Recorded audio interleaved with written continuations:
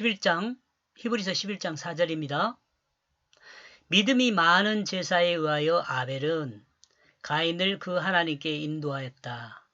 그는 이것을 통하여 의로운 자임이 증거되어졌다. 그 하나님께 그 자신의 예물들이. 그리하여 그 자신의 믿음을 통하여 그 자신의 믿음을 통하여 그는 죽었지만 그는 아직 말하고 있다. 여러분 이 말씀을 제가 번역해 놓은 내용을 이 형식을 따라서 한번 이해를 해봐야 돼요. 우리 그 개혁성경이 그 번역해 놓은 것은 좀 바로 지나칠 수 있다는 생각을 제가 해요. 4절 볼까요? 믿음으로 아벨은 가인보다 더 나은 제사를 하나님께 드림으로 의로운 자라 하시는 증거를 얻었으니 하나님이 그 예물에 대하여 증거하심이라. 저가 죽었으나 그 믿음으로써 오히려 말하느니라. 믿음으로 아벨은 가인보다 더 나은 제사를 하나님께 드림으로 의로운 자라 하는 이렇게 지금 번역되어 있잖아요. 근데 제가 번역한 건 좀 약간 다르죠. 여러분이 보고 이해한 것과 같이. 믿음이 많은 제사에 의하여 아벨은 가인을 그 하나님께 인도하였다. 이렇게 번역을 했어요. 그는 이것을 통하여 의로운 자임이 증거되어졌다. 그 하나님께 그 자신의 예물들이. 이리하여 그 자신의 믿음을 통하여 그는 죽었지만 그는 아직 말하고 있다. 설명을 한번 봅시다. 우리는 가인의 제사와 아벨의 제사의 차이가 무엇인지에 대한 궁금증이 많죠. 또 이에 대해서 설명한 사람들도 많아요. 하나님은 왜 아벨의 제사는 받고 가인의 제사는 받지 않았을까? 이것도 궁금한 점이 많죠. 또 논쟁까지도 있어요. 본문에서 우리는 하나님이 왜 아벨의 제사를 아벨의 제사를 받았는지 확실히 알 수가 있습니다. 우리 여기 본문상으로 제가 해석한 것으로 그래요. 개혁성경에서 해석한 대로라면 한번 다시 볼게요. 믿음이라는 거예요. 믿음으로 아벨은 가인보다 나은 제사를 드렸다. 이렇게 끝나버리죠. 믿음으로.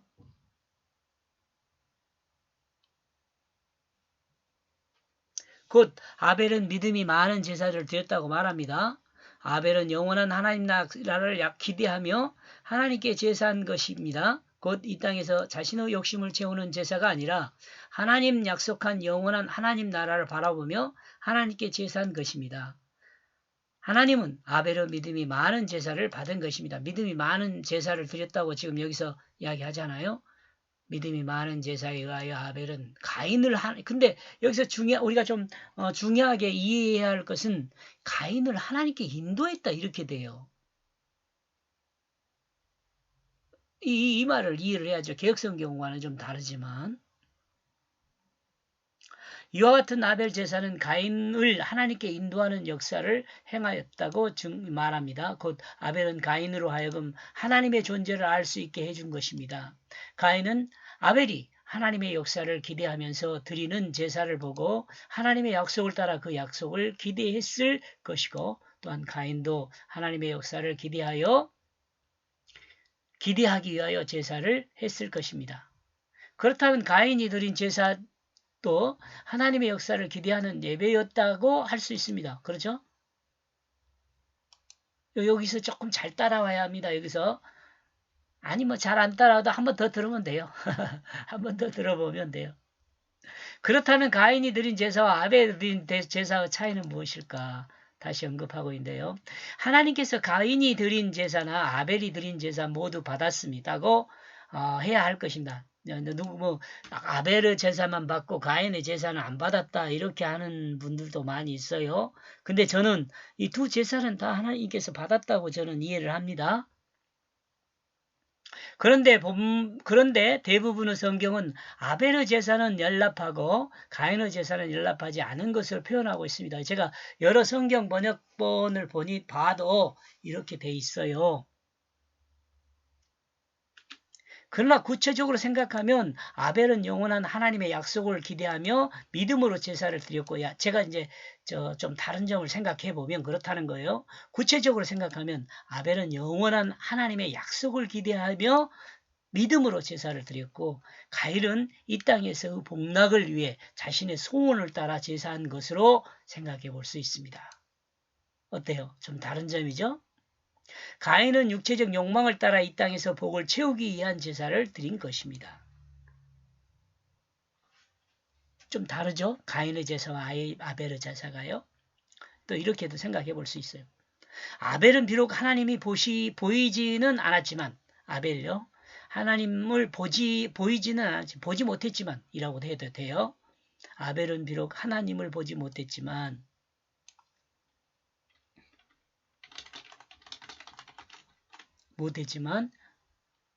영원 전부터 영원까지 스스로 존재하셔서 우주 만물을 창조하신 전능하신 하나님을 믿고 바라보며 자신에게도 영원한 미래를 향한 길이 열어주어 자신에게도 영원한 미래를 향한 그 길을 열어주며 영생을 주실 것을 기대하는 믿음으로 하나님께 제사를 드렸다고 성경이 증거한 것으로 저는 이해했습니다.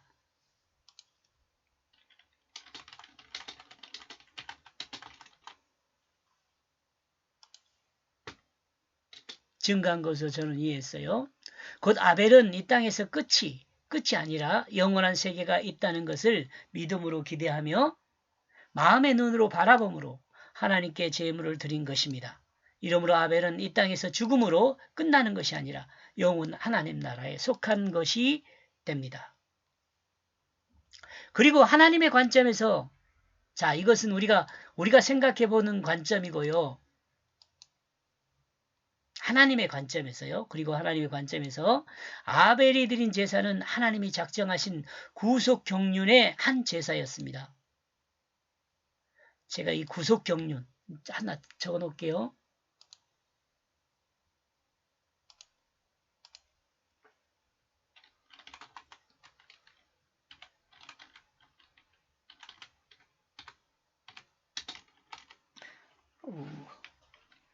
예, 구속 경륜. 이건 뭐냐면 하나님이 계획하신 질서를 따른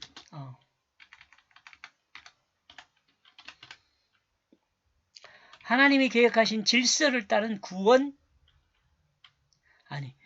하나님이 계획하신 구원의 질서를 말합니다. 이렇게 하는 거예요. 예, 이렇게 이해하면 될 것 같아요. 구속 경륜,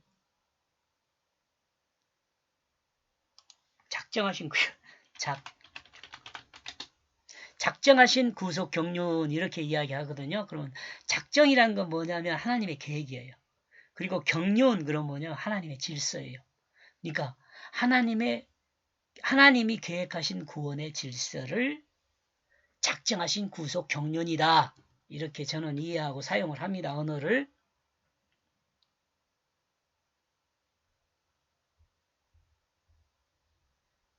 자, 아까 하나님의 관점. 하나님의 여기죠. 그리고 하나님의 관점에서 아벨이 드린 제사는, 자, 여기 조금 좀 집중해서 들었으면 좋겠어요.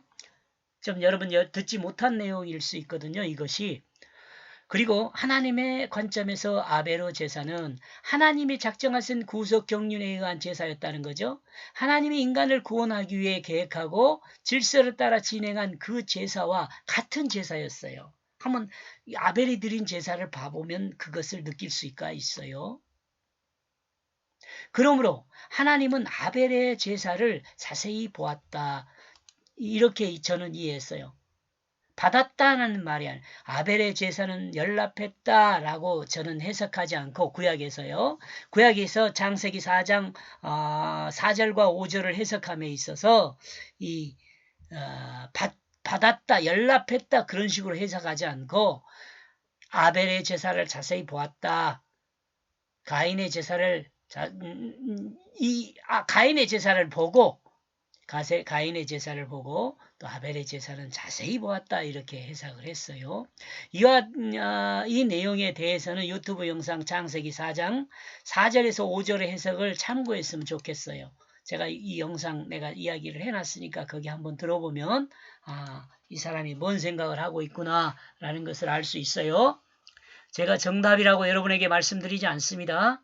제가 이해한 내용을 여러분과 공유하는 것입니다. 참고로 히브리서 현재 본문은 믿음에 대한 설명이기 때문에 자, 여기서 믿음에 대한 설명이기 때문에 믿음의 관점으로 보고 있다는 것을 생각했으면 좋겠어요. 저는 지금 이것을 창세기에서 이렇게 생각을 했지만 히브리서에서 11장 4절은 그 믿음에 대해서 설명하는 부분이기 때문에 이와 같이 믿음이 많아서 자 볼까요? 믿음이 많은 제사에 의해서 이렇게 설명을 하고 있는 거라고 저는 이해를 했습니다. 여기까지 보겠습니다. 고맙습니다.